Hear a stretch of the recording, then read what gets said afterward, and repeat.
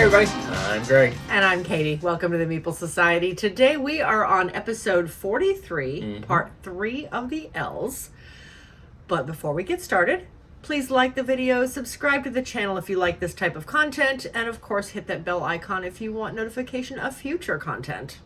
Or you can also follow the link below to all of our social media. All right. So we have to go back What two else is times new? because we bought some used games. Yes. But they're letters that we've already done. Yeah. So we're going to They first are. start with a C. Let's see. That is Canopy. Canopy was... I didn't put it back together. Okay. Canopy was interesting. So the way Canopy plays, you are typically, you are growing a forest. I don't know what I'm trying to say. Okay, so you are growing a forest in this. You are laying cards out to get victory points off of them at the end of each scoring. There's 3 scorings in here, one for each growth year. So you've got these beautiful cards, and I love some of the artwork on these. So everybody starts off with the base of their tree, and everybody gets 1. Not worth any points, but you get 1. So you start with this face up in front of you. And then in the middle of the board, you have your 3 growth periods, years, however you want to look at it. And then underneath each of these is a set of cards. Number 1 at the start of the game, or the start of each round, number 1 gets 1 card, 2 gets 2 cards, and 3 gets 3 cards. And then you are, one by one, you're looking at the cards. Whoever's turn it is picks up the first stack, looks at it. If they like it, great, they keep it. They keep the cards they just picked up, add a new card to start a new pile under the section they just picked up, and it goes to the next player. If they don't like it, though, they put that card back, add a card to it, face down so nobody sees what it is, and then moves on to the next stack. You do the same thing. You look at them, you don't like them, you put them back, add a card to the stack, nobody knows what it is, including you, and move on. If you don't like any of the stacks, you just draw a single card off of the draw pile. And then you have to take And you have to take that card, yeah. So it's got a little bit of a push your luck in it, in that there are good cards and there are bad cards in here. There is disease, there is fire, Drought. there's drought, there's all sorts of stuff. But then again, there are a lot of really good cards in here. You've got ferns and different types of plants. And, oh, there's more fire. You've got seedlings that will let you look at a separate deck at the end of each round and choose a card to add to your tableau before you score. You've got rain. Rain's always good in the forest, and as well as sun. You've got all sorts of stuff in here. You're trying to build up your trees. And of course, that's the one thing I didn't find was trees. But you keep adding more and more trunks to your trees, some worth points, some not, until you find a canopy. And when you pull a canopy, you have to add it to your forest. And that cuts that tree off. He's done. He doesn't grow any further. But now you can score him. At the end of each round, whoever has the tallest tree scores. So this could keep you from picking up a stack. Maybe you're ready to score that tree, so you want the canopies. So there's just a lot of push your luck on this. Beautiful cards. Really enjoyed our play of it. Yeah, I did like how the plants, some of them, the more you got, the more points you got. But then there were some of those, if you had 2, you're going to score points. But if you had 3 of them, you score 0 points. Yes. So it was scored 0 on the odd numbers, but the even numbers scored exponentially higher points the more you got. I liked that. Again, it's that I'm trying to push your remember luck. what game that was, that there is a mechanism like that in there of the sets. You got a little bit more, or you didn't get enough, or you had to have so many to start getting points for it. Sushi Go Party has it. Yeah, but that's not the game I was thinking. Oh, okay. But it does. So it was an interesting game. We really enjoyed it. We are going to hold on to this one. It will stay in our collection. That is Canopy. Good game. Really enjoyed that one. Nice little card play. All right.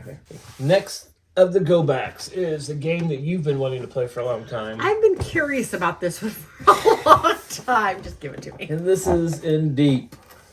We're going to turn it now. Okay. So, in too deep. In too deep. Over there. All right. So, this one I thought was pretty interesting. Too deep? You said in deep. Oh. I'm pretty sure. Okay. This one has some beautiful minis to it. And then all of the bases to make the colors so you can tell who's who on them. They talked about the setting in this. The year is 2087. Global criminal organization known as the Syndicate has set its sights in New Dawn City, a crumbling former utopia that is the perfect target for its network of cyber-enhanced underlings. So you're working for a secret agency that has been devoted to defeating this syndicate. So it's what they call a semi-co-op. Mm-hmm. There was very little cooperative nature in this.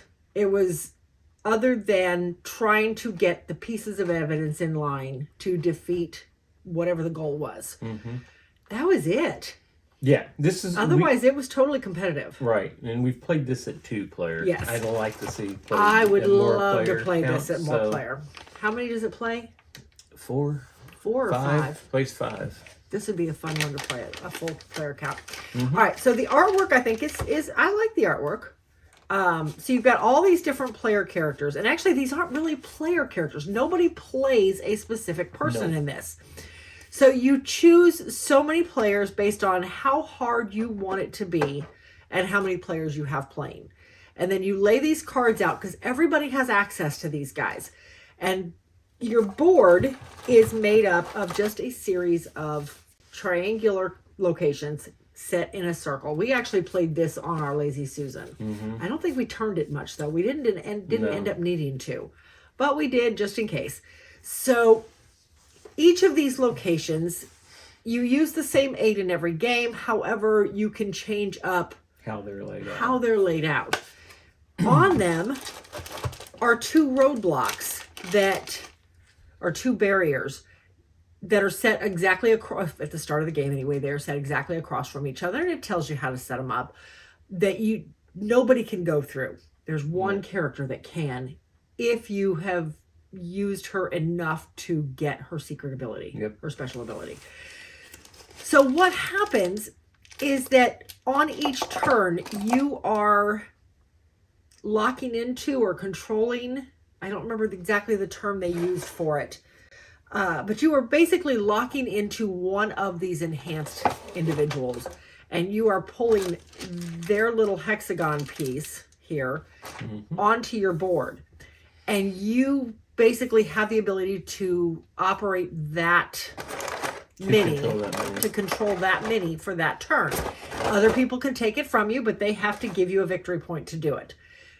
But you have control of him until you give it up or somebody else takes it from you.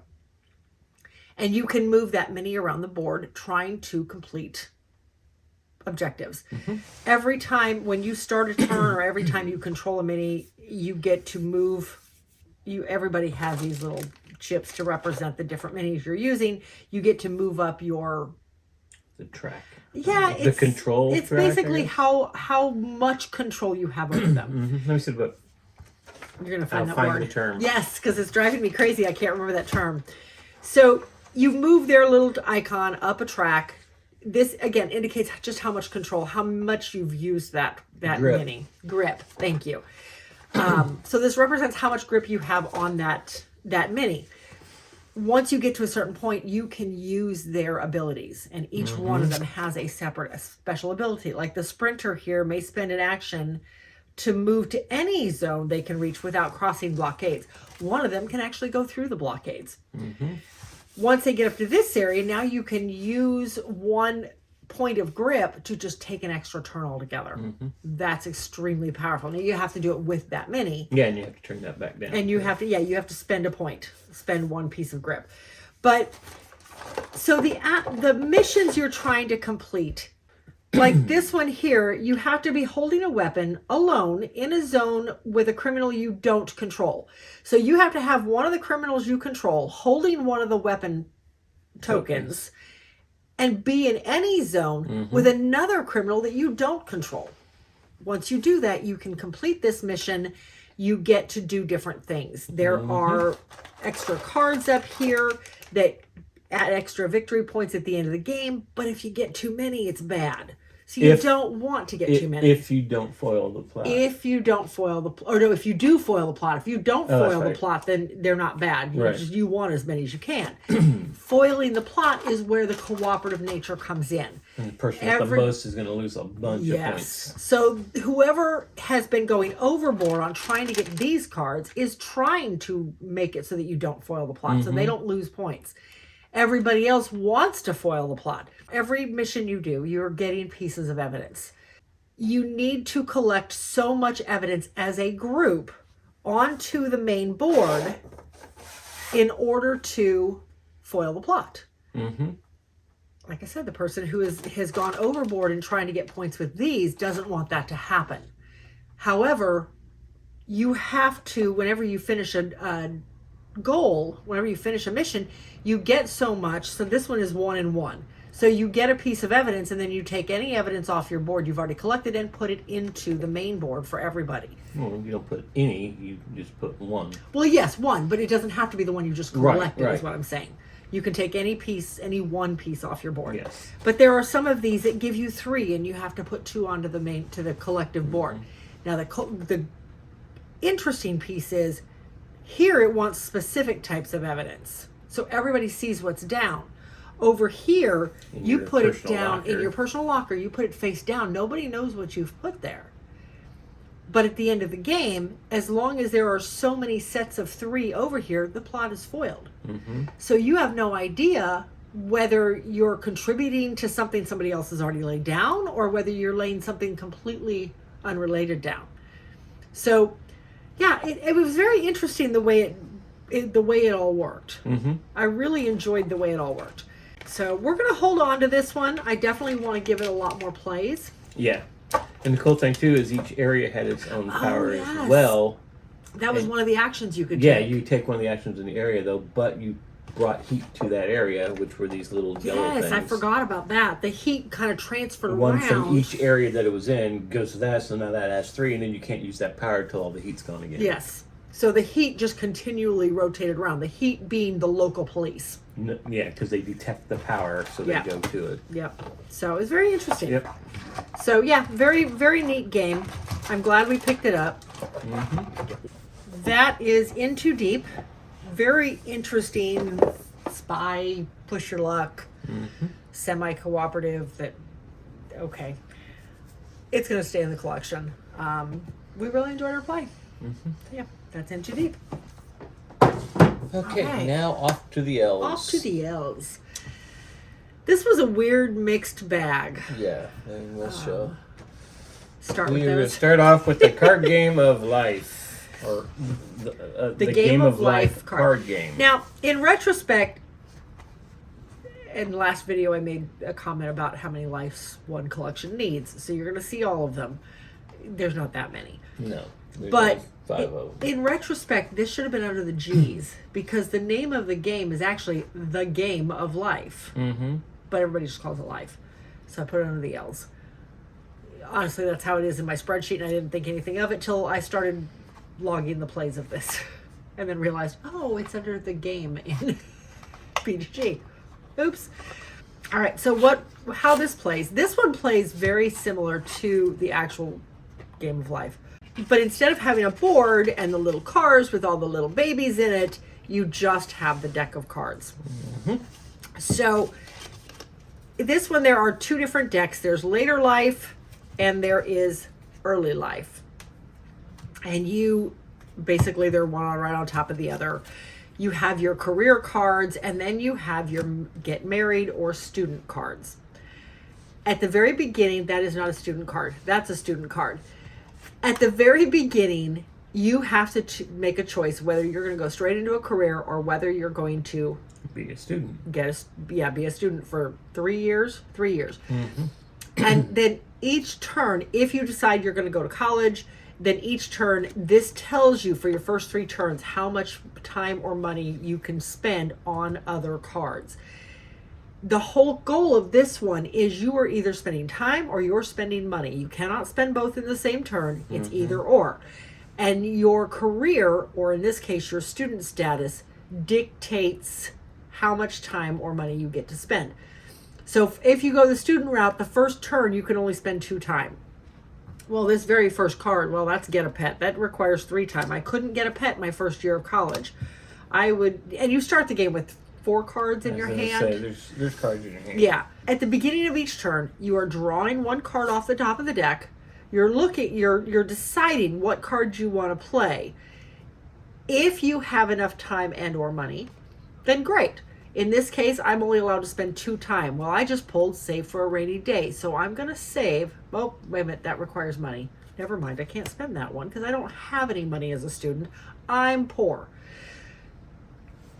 But you get the idea. You spend a card that requires, oh, here we go. Take an art class. I'm going to take an art class requires 2 time my first year of college. So I would play this up in front of me at the end of the game.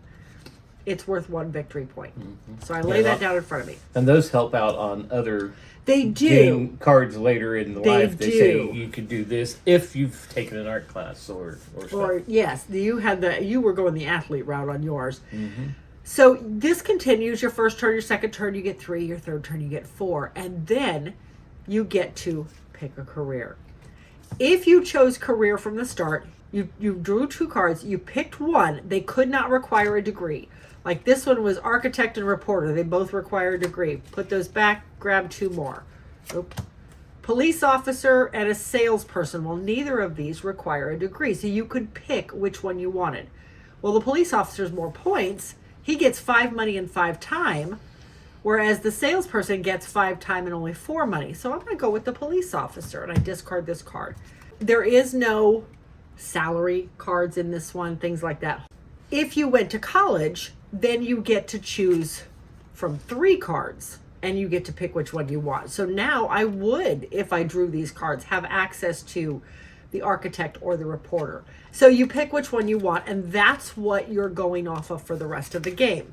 Until you can change careers. Until there are cards that let you change careers. There are cards that let you take a card from somebody else, and you could take their career, in which case they have to draw a new career. There is also the idea where you can get married at some point, and you can choose to do this anytime you want. You get married. Or not. However, getting married costs 2 time, but you have to have a career to do it, so you can't do it as a student. But you put this out to show that you're married, because there are other ones in here like have a baby. You can't do that unless you're married. Little old-fashioned, but that's okay. Yeah. But when you get to these, oh, here we go, I pulled one up. Having a baby, it takes away time. So you have to put this under your career card to show that now you only have 3 time, because babies take time. Now, our argument was they also take money, and it doesn't take anything away from your money side. But hey, whatever. You should take more money. Right.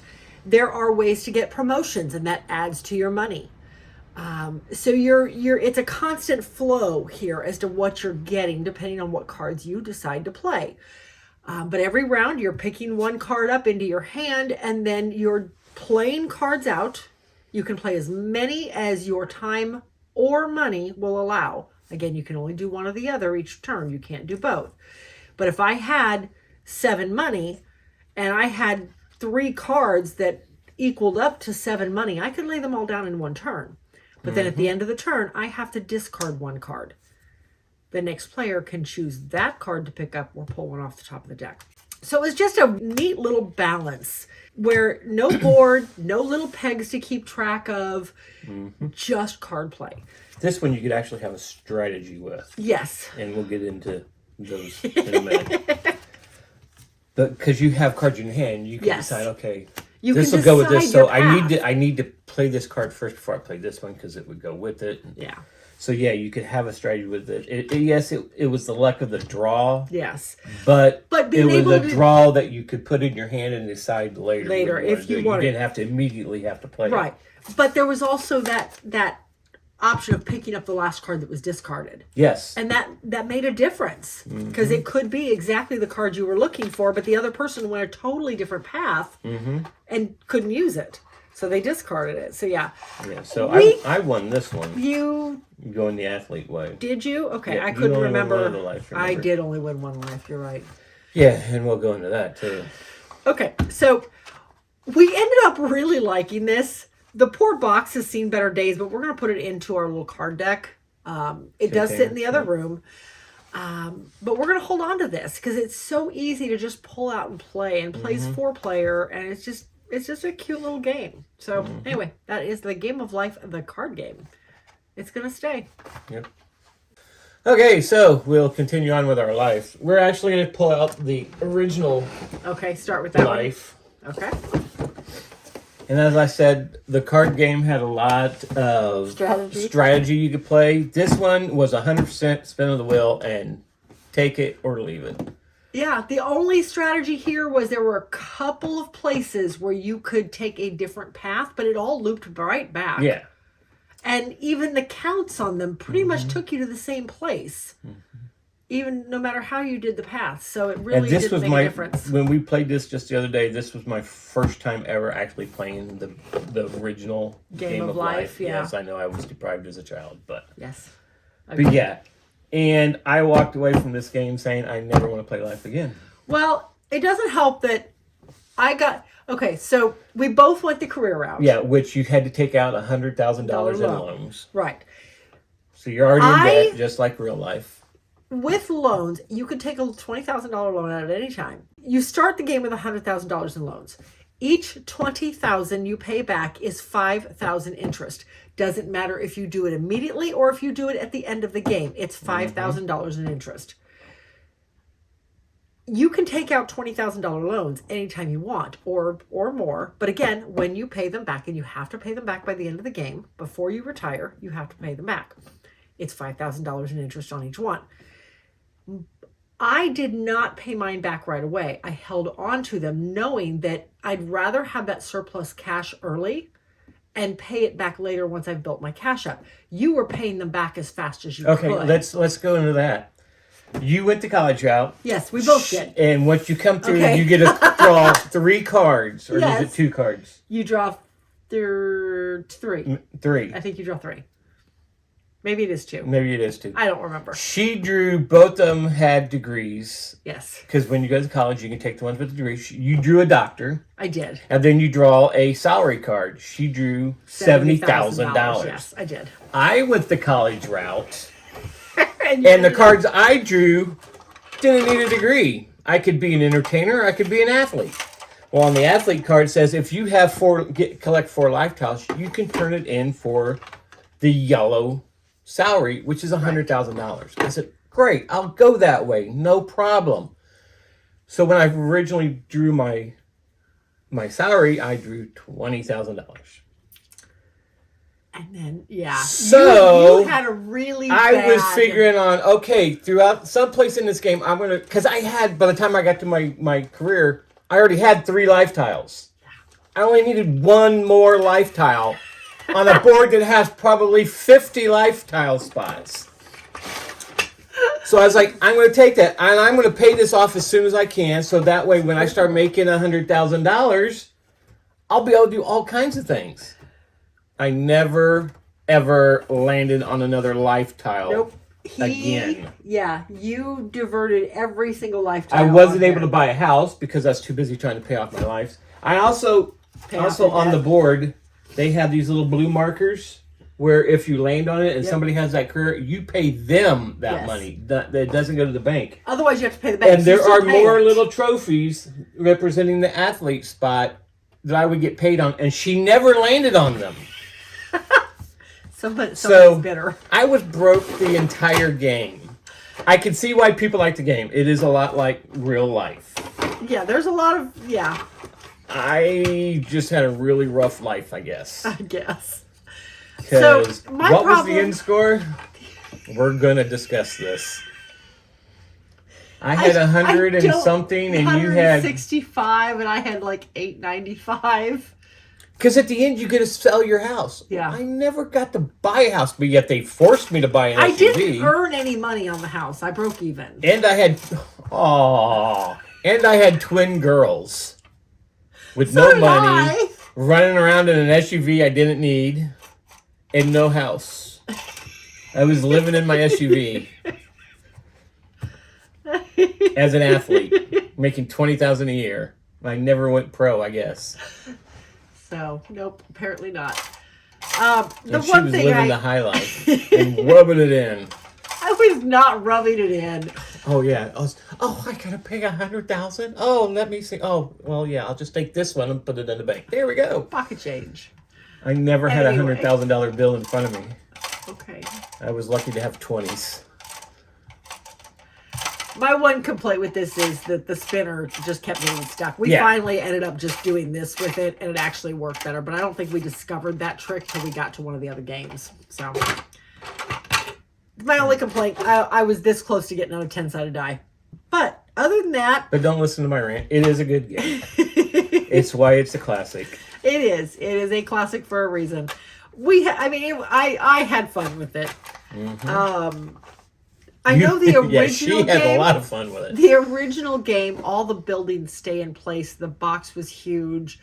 Mm-hmm. This one, you have to place the buildings each time, which is not a big deal. It takes up less space, so I was fine with that. But you place the bridges and the buildings each time. Otherwise, it's exactly the same. You still have bank loans. You still have insurance certificates. You still have car insurance certificates. You still have stock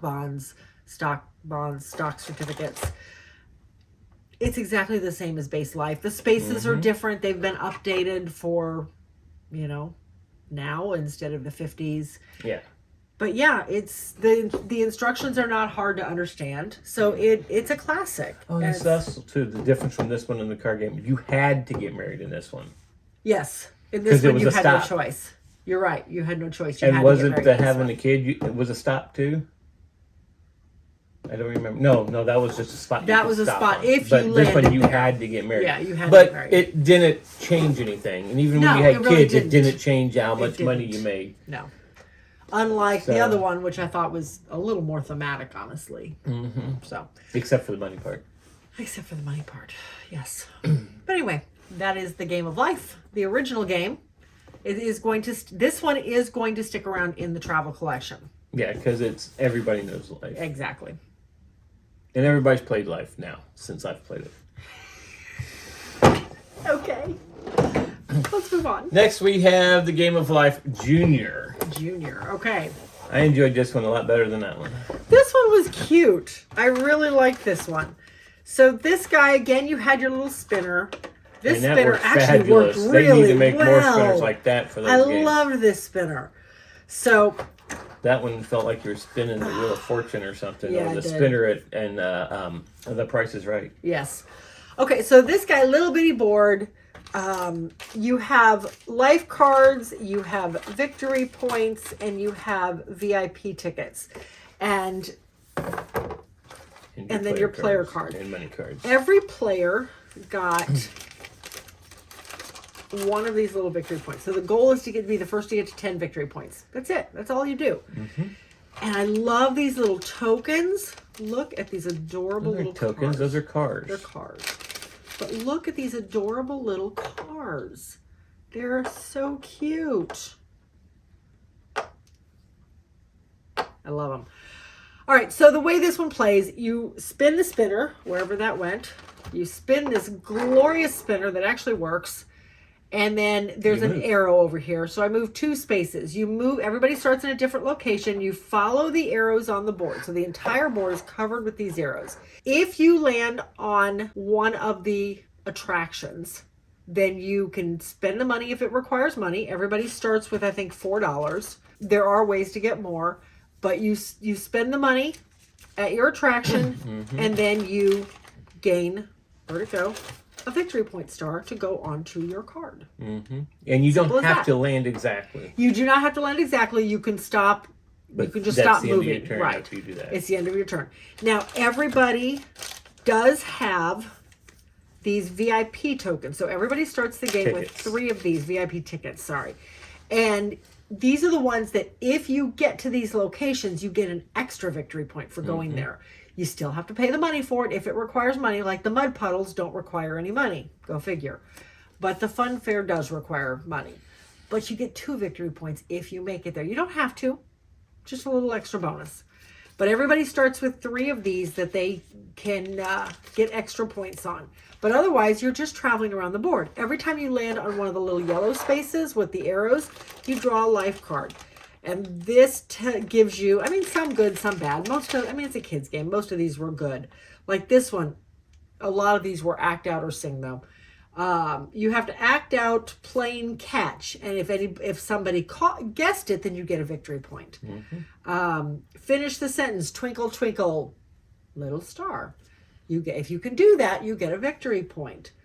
You sold someone some lemonade, everyone gives you $1. You got caught taking cookies, shame on you, you lose a victory point. So just all sorts of little things in here. Like I said, mostly good, but a couple bad. Things just to make it fun for the younger age. We enjoyed this one. It was really cute. So we are going to hold on to this one in the travel collection. Again, it's a popular game. It's a classic game. And this is an easy one for parents to pull out with those younger children. So that is Life Junior. And yeah, it's going to stay in the travel collection. Cute little game. Next we had Monsters Inc. Life. The game of Life. Monstropolis. In Monstropolis. Okay. So this one plays very similar to the base game of Life. However, the board spaces were board spaces were different. The board was laid out exactly the same, but the spaces were different. So very cartoonish. And your real life cards are. There was raffles. Yeah. There was more places to change jobs, which I really would love to have it on that You one. can change jobs everywhere here. It's crazy. Okay, so that's our. Oop, that is not the way that folds. There we go. Again, houses and bridges are all. Your curves automatically came with the salary, so you weren't pulling separately. Yes. So again, this one plays very similar. It's got the little cartoonish cars that are really adorable. You're not I don't think you're having. There's no people. You're not having monster babies, so. No, thank goodness, right? Yeah, and this one you didn't have all the little pegs to deal with, which I did like. Expense cards. There were places to expense. There were places to adopt pets. Yeah, places on the board where you could just re-roll or re-go. Spin. You could spin again and go again. The life tiles were all exactly the same in this one. They were just points at the end of the game. So yeah, it was cute. That being said, it is geared toward children, and I kind of prefer Life Junior. It was just a little less complicated for young children. So we're going to let this one go. I don't need this many copies of Life. So I think we decided we're going to just stick with what we've already picked. So this guy is going to leave the collection, but it is a cute version. I did if you like the Monsters Inc. Yeah, and that was part of it. It's IP based, and IP based only goes so far. I'd rather keep the classics. So, yeah, that is Life. The game of Life in Monstropolis. All right. Then we also had the game of Life Indiana Jones. Yes. So this one played a lot different than any of the other Lives. This one had the 3 current movies at the time this game came out. Right. Yes. And because you're going around the different movie sets or in the different movies. You're in the movie, yes. To basically go over there and collect the artifact that's in there.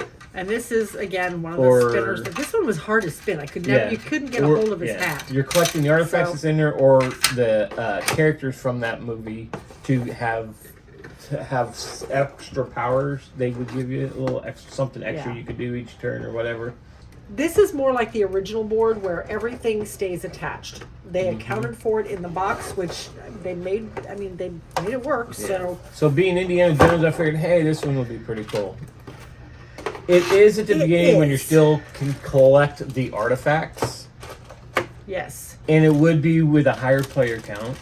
We played it at 2 because there is stealing going along, and we just pretty much kind of kept ourselves. After we had all the artifacts collected, it was just basically you're going around because every turn you're playing an event card. If you land on a square that doesn't have anything on it, then you play pull an event card and then the bottom 3 cards, someplace in there is the end-game card. Yeah. So you're basically just going around in a circle, just pulling these cards and doing what it says until you get to it. So it gets kind of boring after all there's those a are lot gone. of adventure cards. Honestly, I think that in a 2-player game, you should take some of these out. And the Yeah, because second then that's play what we did this, we did just do took that. half of them out and said, okay, Yeah. now we're playing.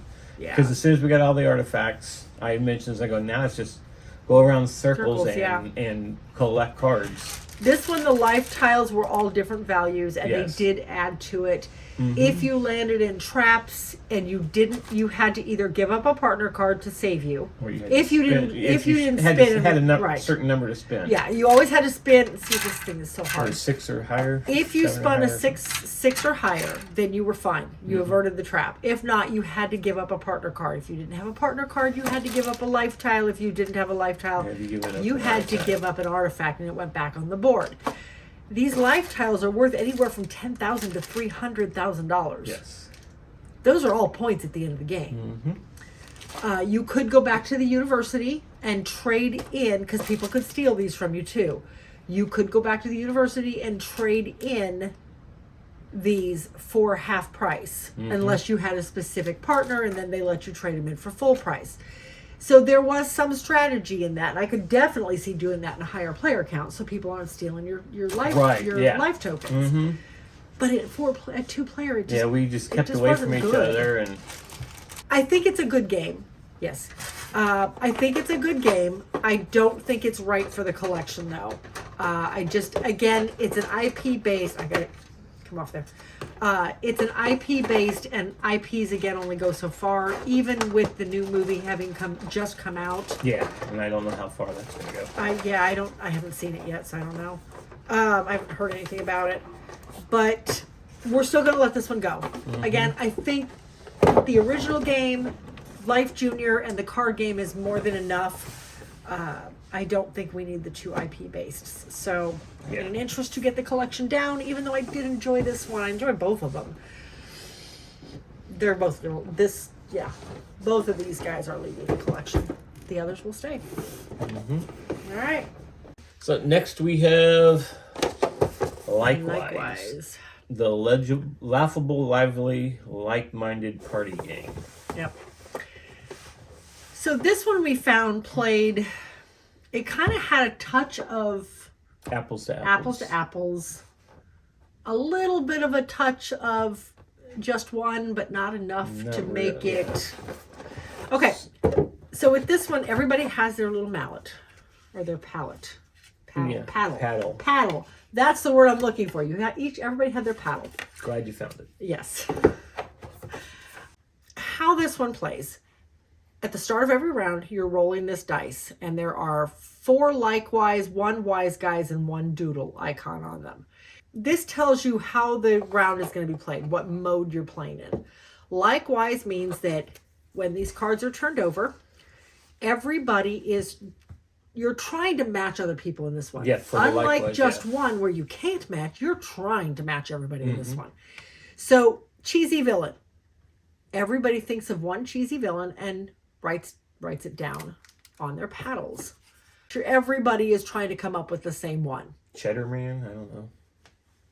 Cheesy hero. You're trying to match.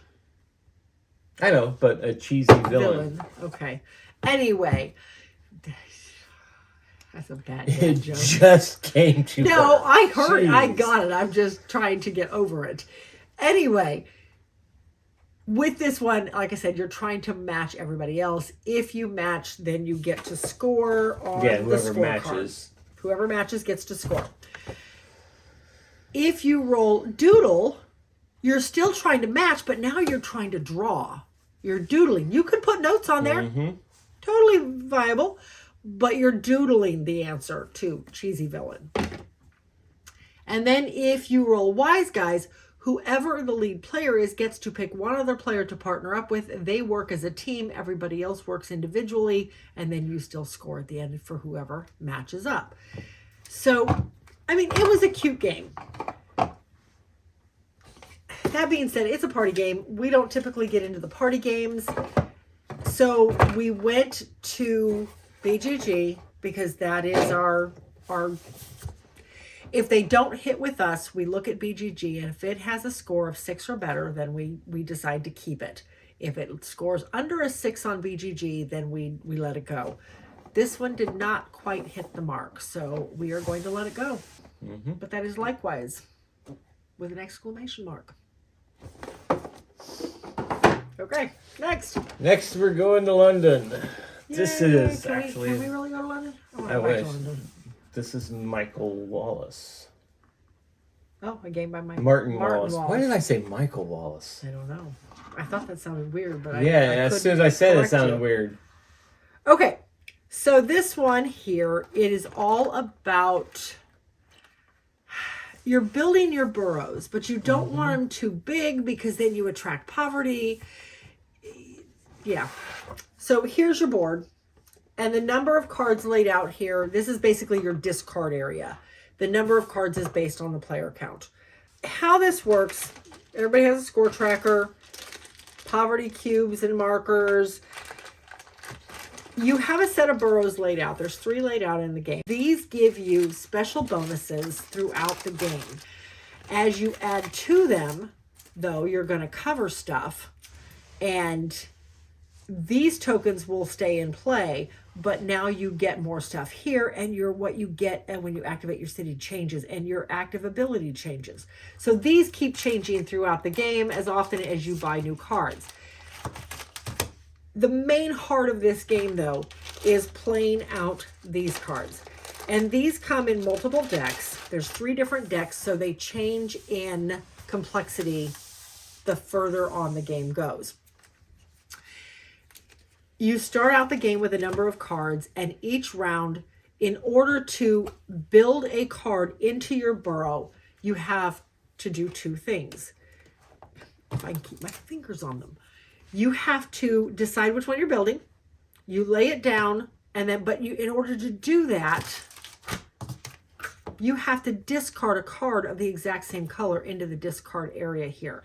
This is twofold. 1, these cards are going to disappear after a little while. But 2, it gives every other player access to that card you just discarded. There's a possibility you could pick it up yourself, but it gives every other player an option to that card.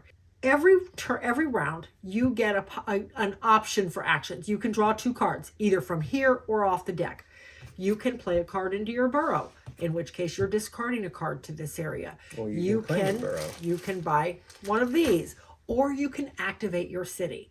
Now, when you activate your city, you end up having a number of cards down, but after you've activated your city and you do everything that's on here, if you don't have to activate everything, but if you activate them, you have to do what's in this far corner. Like this one just simply says I activate it, and then I flip it over.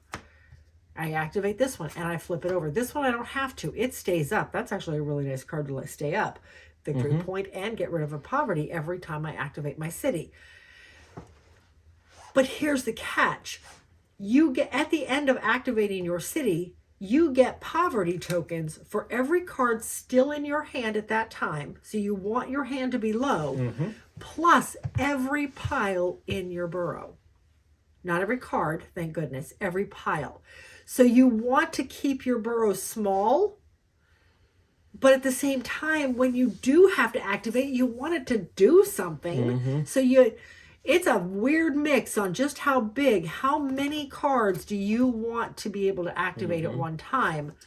And some of the activations are getting rid of poverty, but it's the poverty that you currently have, not the poverty. It's not the poverty you're going to get.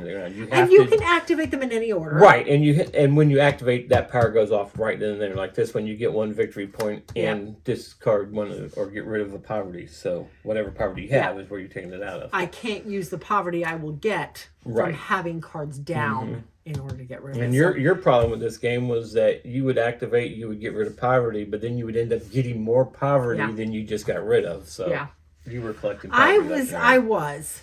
And there was, there was nothing I could do. Well, I'm sure I could have done something. I had 5 cards in my burrow, 5 stacks. Because now you can build on top of these. Yeah, even if they're not turned over. Yeah, you can build up on top of any card you want. the key is how many stacks do you have? How many cards are you activating each round? Because you're only activating those that are on top. Yeah. When you activate, some will give you money, some give you more cards, some give you victory points, take away poverty, some will give you poverty. So there's all sorts of different actions. Yeah, on this these. is a game. I mean, you want to keep your money flow going. Yep. So you have enough money to do things. So you can put big cards out because the cards that cost a lot of money gave you a lot of points. They did. But you also want to keep control of the poverty that you're doing, because at the end of the game, the person who has the least amount of poverty gets to get rid of it, and however much he gets rid of is what everybody else gets to subtract from their poverty, and then whoever has the most poverty comes on here. Yeah. And say like you had like 9 poverty. I did. So she ended up having to lose 13 points at the end of the game, which Yes. That hurt. Yes. That cost me the game. So it's not really a hand management control. It's more of a tableau management. Hand management, tableau management. Yeah, because most of your cards, once you use them, they're gone. Yes. It's an interesting game. I feel like we definitely need to explore this one further. It's been in our collection for a little while now. And We've play played it with a couple more times. people too, because that plays up to 4. I would like to play this with more people. Yes, it plays 4. Right down there. Yes, 2 to 4. Yep. We've only played it at 2. Yeah. And I've liked it both times. I could see a few of our friends really liking the card play in this one. So, yeah. Anyway, that's London. That's a good one. Well, we're going to hold on to it. All right. Next, we're going to show you Liar's Dice, which is also Perudo, and many other innovations of it. Innovations, is that what I wanted to say? Iterations. Iterations. Additions, iterations, yeah, whatever. So this it has one, a lot of other names. It does. This one comes with a board. So, and I like that. It was easy to track exactly what was happening. So there's a board with one red die that tracks what the bet is at right now. So the way this one plays, everybody has their dice cup. Everybody has 5 dice. Everybody's going to roll their dice, and I apologize after the but everybody rolls their dice, keeps them hidden. You get to peek at them, but nobody else does. You don't want anybody else to see what you have. And then whoever's turn it is will go, and I'm just going to uncover for the sake of it. Stars are wild.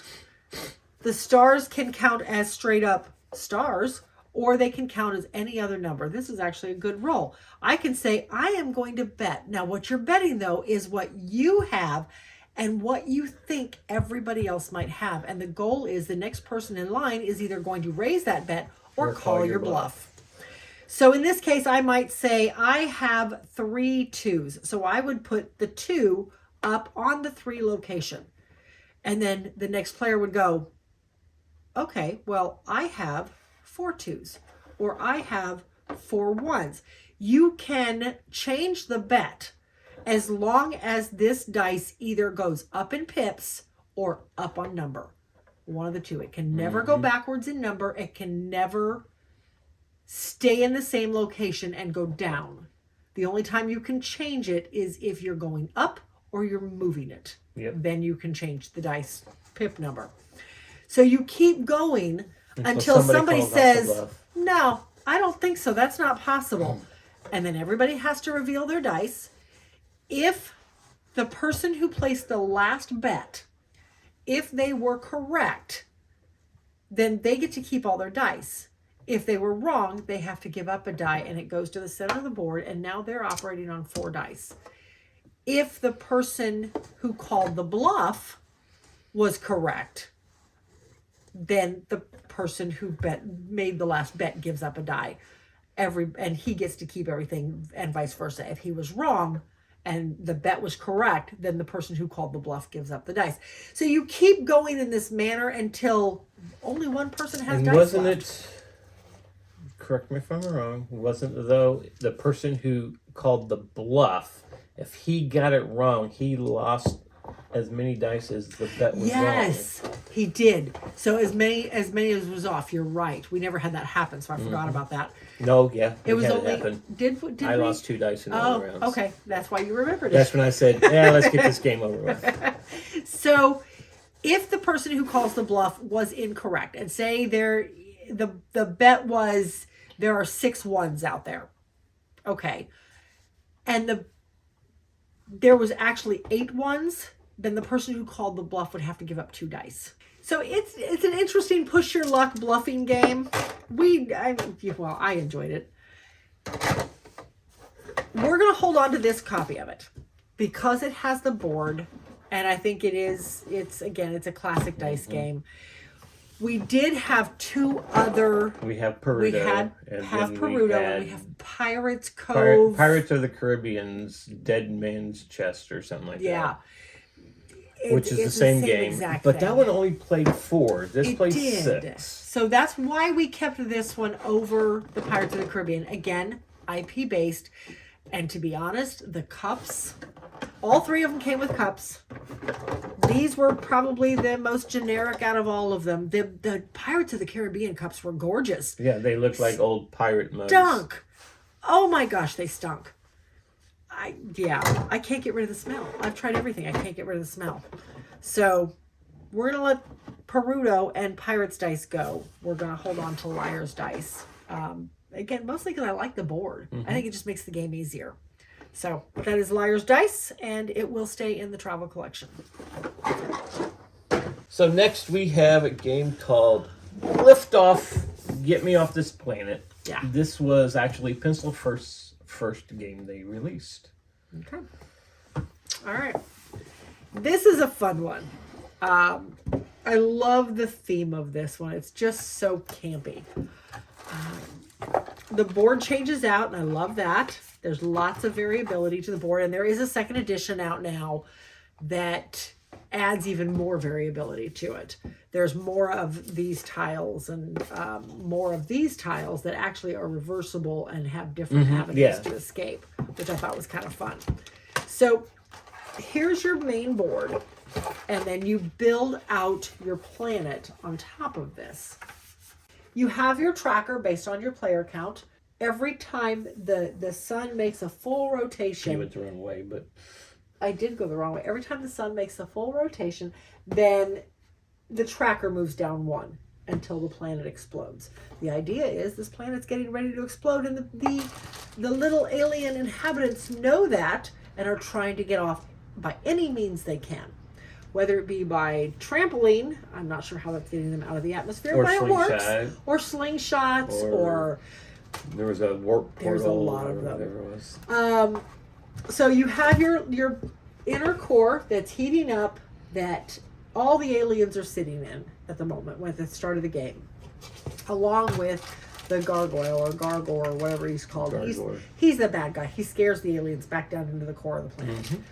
So you're taking your main board, you are building out your escape paths. There's 4 escape paths on the planet, and then in between each escape path is a way off the planet. A launch pad. Like the bonfire. That doesn't sound like a good way off the planet, but okay. There's the rocket ship. This seems viable. And it takes gas to get off. It takes gas. There is a teleporter. That's a good viable option. There's a miracle. I don't think we've used some of these. There's a satellite. Okay. The UFO. The slingshot. Again, I hope the person slinging you off is strong. The jetpack. Okay, fine. The slingshot works kind of weird. It does. The trampoline. Okay. And then the Stargate. So, and again, the second edition added more of these, plus took these and made them double-sided, so that now you're rolling dice, or you have to do something to get out of the core. It's not just a simple straight up shot out of the core. Yeah, and some of these, like the miracle, it takes one of every alien that's actually in the game. Has to be on there. And it's going to take an event card, because there's cards in this game that you're going to play. That's how you play the game, is by playing cards. But it takes one each of every player. You have to put an event card down here to be able to get on the launch pad, and then up here it tells you when it can go off. Like this one can launch on any phase of the moon, and different ones tell you that you can do different things. Because this one you're rolling the dice. It's going to cost you gas for every time you roll the dice. Cost you a screw to actually get on there. And this one, like, if it's a new moon, you only need 1 rocket, 2 rockets for the middle one, and 3 rockets for a full moon. And then you've got a deck of cards, and you're drawing cards. You draw 1 new card or 2 cards at the start of every round, or every turn. But there are screws in there. There are Fuel cannons, event cards, like this cards, electric storm that all players have to discard all their cards, and you start from fresh. Screws. There's cards that are either gas cans or screws. There are straight up gas cans in here. There are the Gargoyle cards that let you move the Gargoyle. There's the Supernova. All liftoff points are full moon this turn. Because sometimes they need the full moon. And because there are some in there that only launch on a certain type of moon. So. Right. Move 1 alien, an extra movement point. So, because you get 2 movements every round, and then that movement is to get your guy out of the core into one of the jump points. It's just cute. Yes. And the Gargoyle thing is the one main take that thing. Yes. Because when you move it to a launch pad, that launch pad can no longer... Cannot go anywhere. Can't go anywhere until somebody else moves the Gargoyle out of there. This one does sit in our collection. It has for quite some time. We really enjoy it. It doesn't come off the shelf a lot, but we enjoy it when it does. Anyway, that is Liftoff, Get Me Off This Planet, and it will stay in our collection. Okay, next up we have a game called Lineup, the memory game of quick loots and tricky crooks. This one was kind of crazy. I mean, it was fun. Yeah, this was actually an interesting game. Took memory to a whole new level. Yes. Oh boy, did it. I don't know. So, here's your board. The board is made up of the police station in the center and all of these different spots where crimes have taken place. And you are moving your token around, and then everybody has this, also has a colored chip that sits here in the police station that tells you how many suspects are in your lineup. I'll come back to that. So you're moving around the board. If you go to Lucky Break, then you get to draw a Lucky Break card. These are all pretty good. They let you, this one says to let you block another player's Lucky Break card. There are some that let you take away 1 suspect out of your lineup pool. There are some that let you add 2 to somebody's pool. Somebody else's pool. There's all sorts of good ones in here.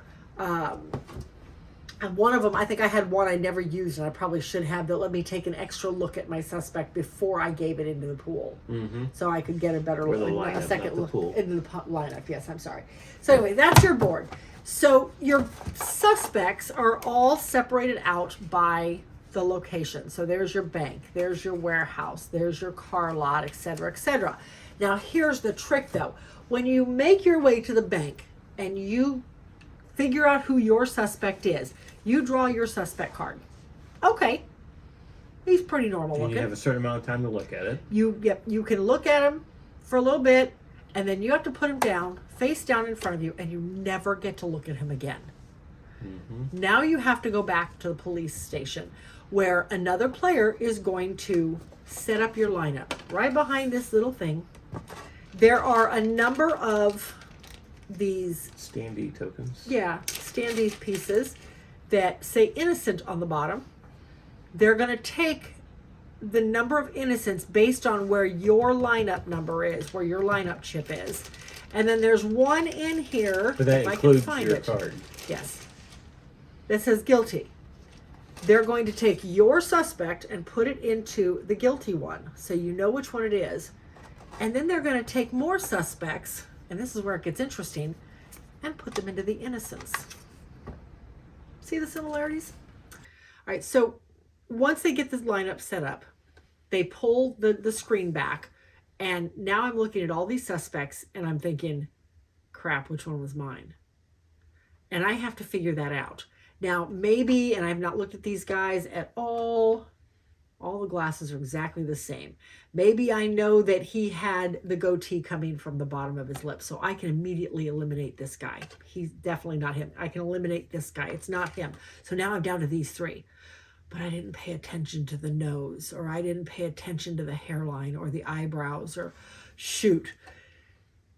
So you're making a wild guess. If you guess right, then great. You get to keep him. He goes face up in front of you, and you never have to go back to the bank again. But if you're wrong, then this card goes away. You put all these cards back on the bottom of the bank stack, and you have to go back to the bank for a whole new suspect because your suspect got away. Mm-hmm. It's really, I mean, like I said, first person with four. First person with four people with 4 suspects caught wins the game.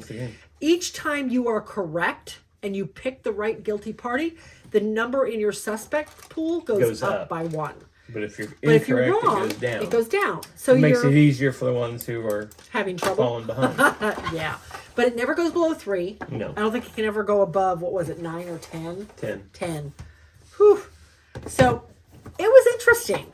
I mean, we really enjoyed it. I lost horribly. I think I had 1 correct by the end of the game. 2. Maybe 2. I don't know. Whatever. 2.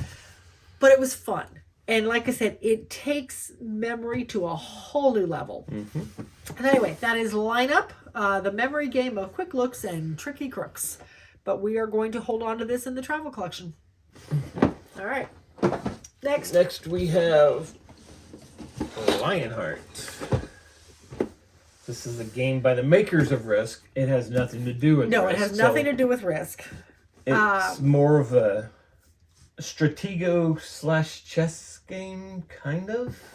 Yeah, it reminds me more of Battle Masters. Yes. With the way the pieces move around, and the only difference is Battle Masters actually had cards that dictated which troops you could move. Right. And this one, it's totally up to you. So the board is your typical chess or checkers board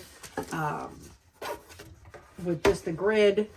Each player starts with their king on opposite sides. Each player is playing 1 army worth of pieces, whether the gold army or the silver army. And you are building your armies. Now, the book does give you specific setups for a base army. Mm-hmm. It gives you options to customize your army, and you can customize whichever pieces you wish if you want to. There are peasants you can add in. There are, which are basically little guys with pitchforks. You can amass some of your troops to make room for the peasants or the heavy infantry so that you can get everybody in. So basically you are setting up your armies using the pedestals here, and you're just plopping them in like so. That's a horse guy. You also have horse guys. Now, obviously, these would not be on the same one, but you have horse guys. And now I'm not going to find that horse guy I just threw back in there. There he is. So you have horse riders that also go, but again, these are all on different pedestals. And you only get 10 pedestals. You only get 10 pedestals to work with each. Your king is on one of them. You can't change him. Because the goal is to take out the opponent's king or take out everything else so the king is the only thing left standing. Yep. And then you win. Battle is easy enough. You roll the dice. Depending on which kind of troop. Right. And this one has, on the back end of the rule book, it tells you how many dice each grouping is going to do, and how much damage they do, and how much damage can they take. Like these guys get to take 2 damage. Mm-hmm. The little infantry guys only get to take 1, but they only roll 1 dice each. This guy gets to roll 2 dice because he's coming from horseback. There's arrows on here as well as the battle axes, obviously, and the panic icon. But you have archers that can shoot into a 9-grid square over everybody else. So you can kind of target who you're wanting to hit, but you have to roll the arrows in order to hit. These guys, you have to roll the battle axes to hit because they're more hand-to-hand. The peasants can roll either or. It's just whichever one you roll the most of. Yes. And then you have the panic icon. If you roll a panic, and that changes.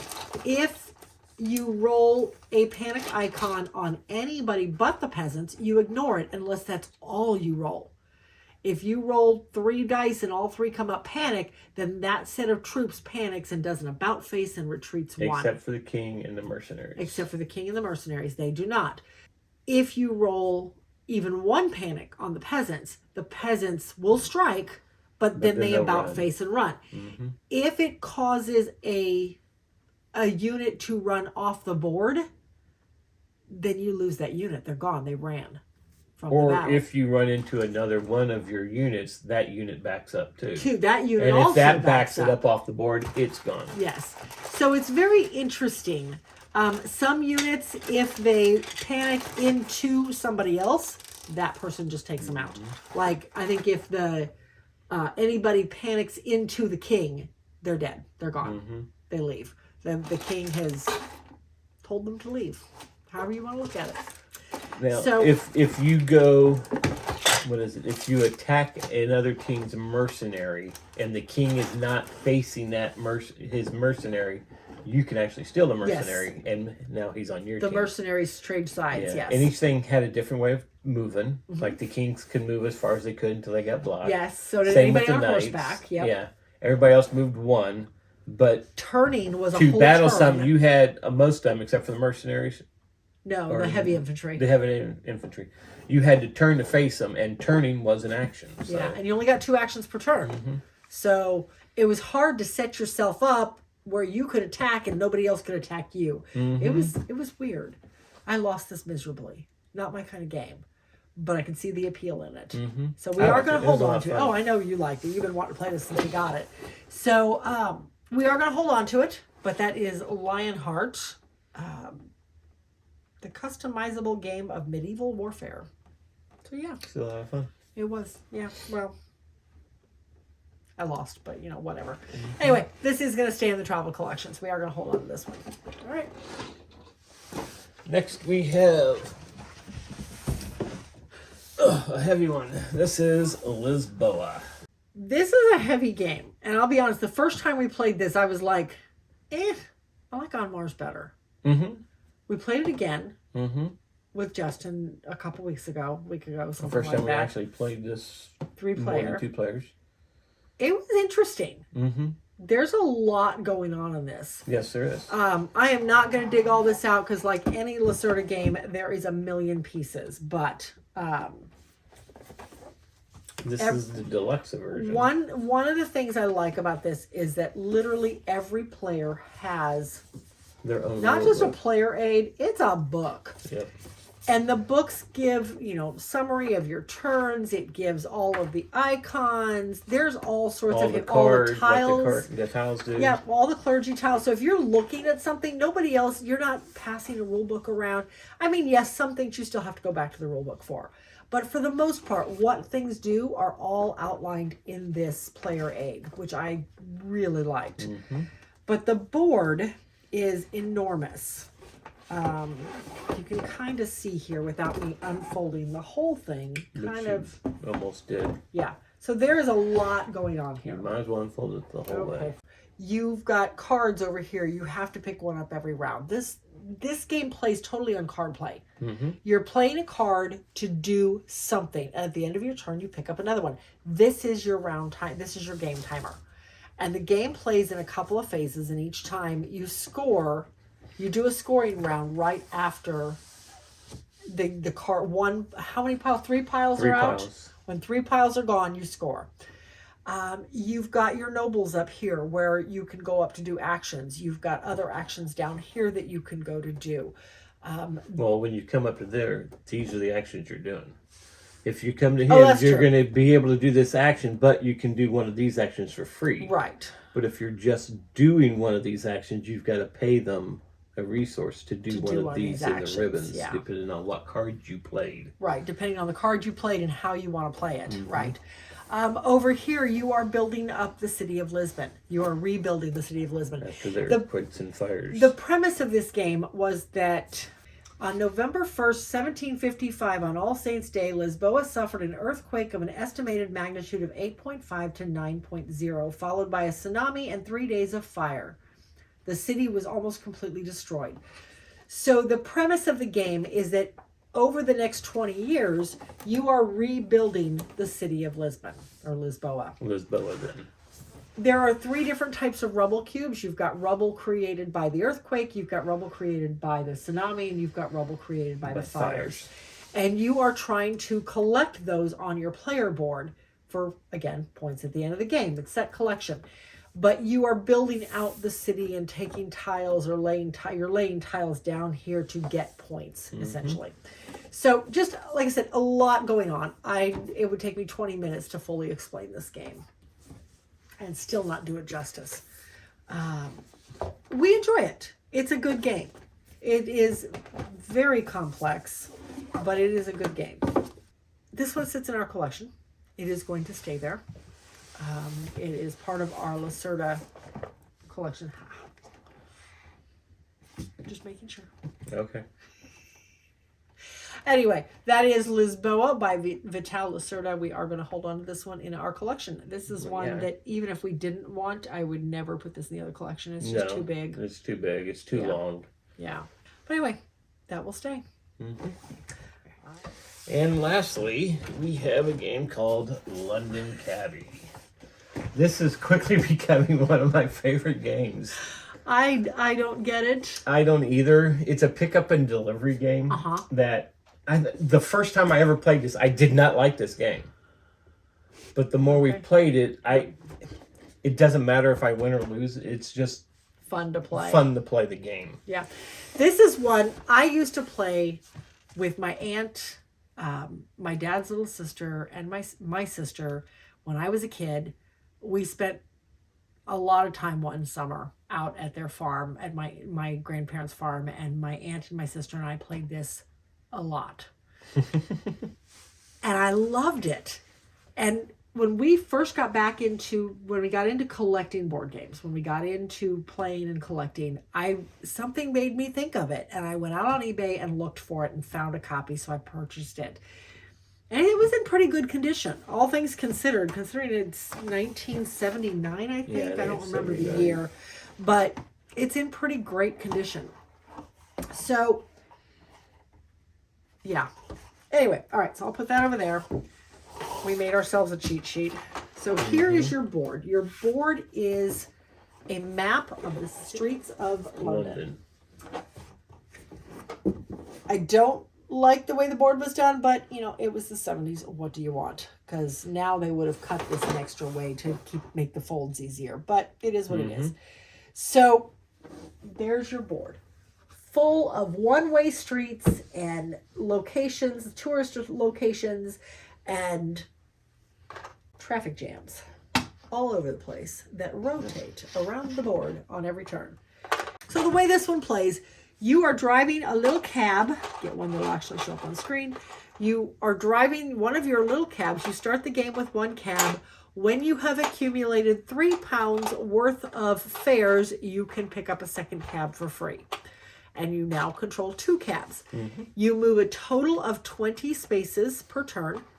If you are running 2 cabs, you have to split that. You have no choice unless one is completely blocked. So each turn, you are first drawing a jam card. The traffic jam card tells you where to put the little traffic markers, and you just hope that it's not in your way. Or on top of you. Or on top of you, in which case you're still not moving anywhere because you probably caused the traffic jam. There are a series of passenger cards out that you pick from. There's I think 5 out at any one time. So you've got a series of passenger cards out that tell you where you want to pick up your passengers. Once you've gotten to this location and you've picked them up, then you draw a destination card. And this passenger that you just picked up at the mall wants to go to Liverpool Street. Okay, so now you have to navigate to Liverpool Street, moving 20 spaces at a time and hoping like heck you don't get caught in one of those traffic jams or get behind somebody else who's not moving fast enough. Because you can't go around them unless you're on a street that is one way and it has 2 lanes. Then you can go around them.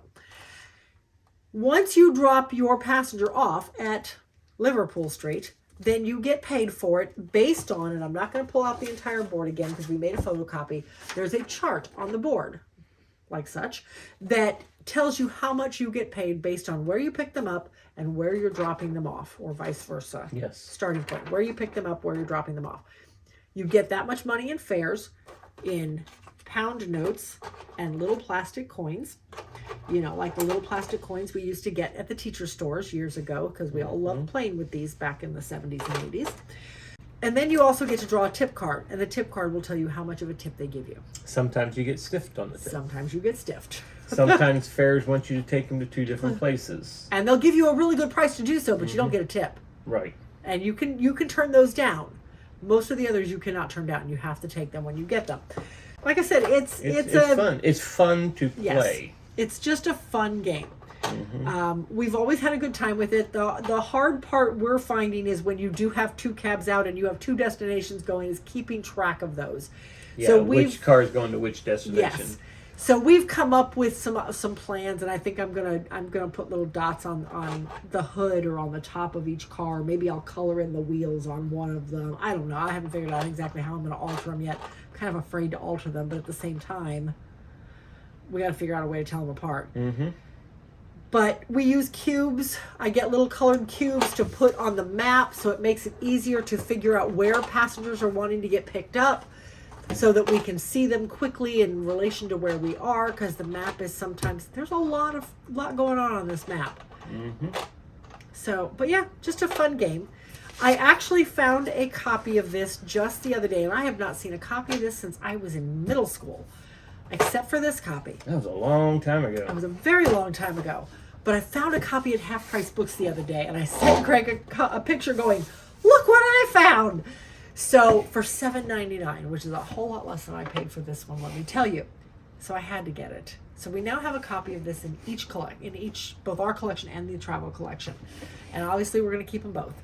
But yeah, just a great game. If you ever get a chance, it is definitely not your heavy strategic. It's just fun. So, but yeah, London Cabbie. Yep. So all these games you've just seen are actually going to have been ranked in our top 100, except for Into Deep and Canopy. We got that after we'd already started our top 100, and we were doing a pub Meeple, so we couldn't add them. Took forever. So they won't be included, but the rest of these were included. So check it out. We're doing that at the beginning of the year. Check out, see where these games ranked. But yeah. Anyway, that is it for this episode. Figures you ended on one of your favorites. Of course. Of course. Spoiler. You said it was one of your favorites. Don't. I say quickly becoming one of my favorites. Oh, okay. Regardless. Anyway. Anyway. Until then, we'll see you at the next one.